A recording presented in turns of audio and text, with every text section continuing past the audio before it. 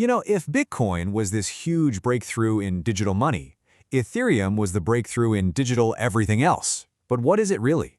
We're going to break down this whole world computer idea right from the very beginning. We'll see how it works, why it's such a big deal, and where it might be headed.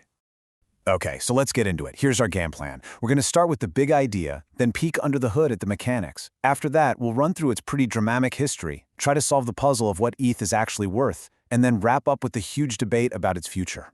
So first things first, what is Ethereum? It's a simple question, right? But the answer is what separates it from everything that came before it. This right here, this is the light bulb moment. Bitcoin solved a huge problem, how to create digital money without a central bank. But Ethereum came along and asked an even bigger question. What if we could run entire applications on a blockchain, not just money? What if we didn't need a central company server for anything? Honestly, this is the quickest way to get it.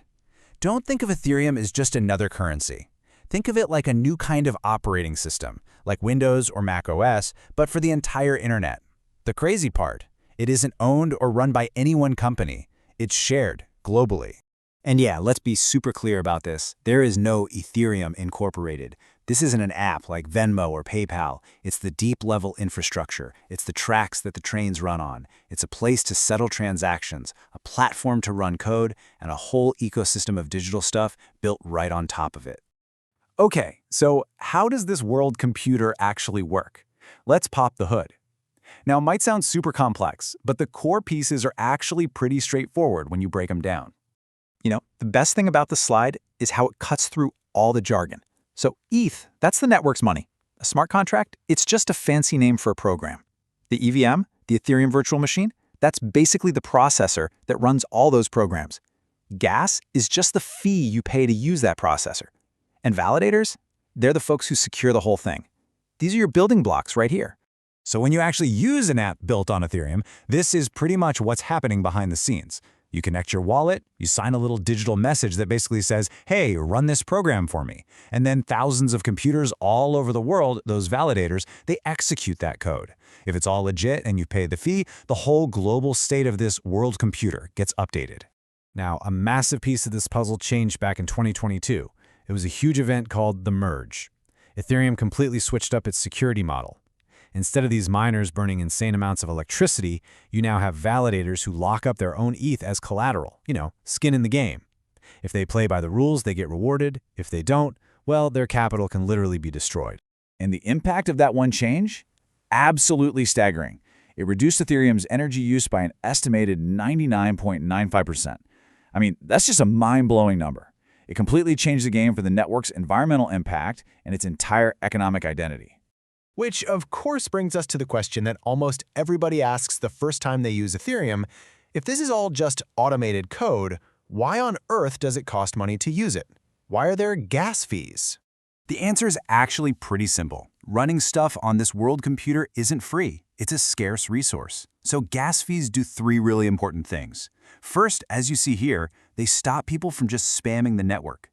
Second, they act like a price tag, making sure the limited computing power goes to the people who value it most. And third, they create a real reason to own ETH, which gives the network's own asset its core value. Ethereum's history isn't just a boring list of tech upgrades. It's actually a pretty dramatic story, full of these crazy crises that forced it to figure out what it was, and these huge bursts of innovation that just completely redefined what was possible. And this quote, this gets right to the heart of Ethereum's first big crisis. Back in 2016, a smart contract called the DAO got hacked and a ton of ETH was stolen. The whole community had this terrible choice. Do we let the code stand as irreversible law, or do we step in and fix it to get the money back? Well, that decision caused a huge fight and led to what's called a hard fork, literally splitting the blockchain in two. From that crazy moment, Ethereum became the go-to platform for the wild 2017 ICO boom, then the home of DeFi summer in 2020, and of course the center of the NFT explosion in 2021. And with the merge in 22 and the ETFs in 24, you can see its journey toward becoming serious, grown-up financial infrastructure. So all of this activity, all this history, it all leads to one of the trickiest questions in all of finance. What is ETH, the asset that makes this whole network run, actually worth? It's a puzzle that, frankly, even the smartest people in the room can't agree on. See, there's no easy answer because ETH isn't just one type of thing. You could look at it through all these different lenses. Is it a utility asset, like a token for a ride at the arcade that you need to use the network? Is it a productive asset, like a stock that earns you a dividend for staking?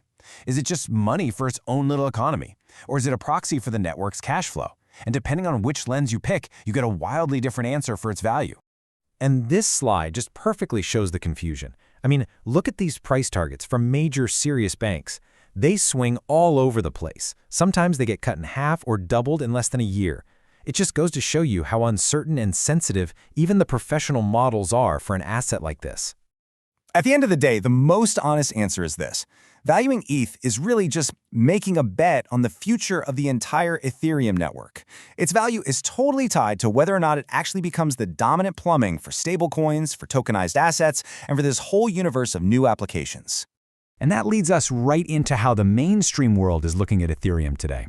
The whole perception has shifted, really, from this weird science project into something way more serious. But, the doubts are definitely still there.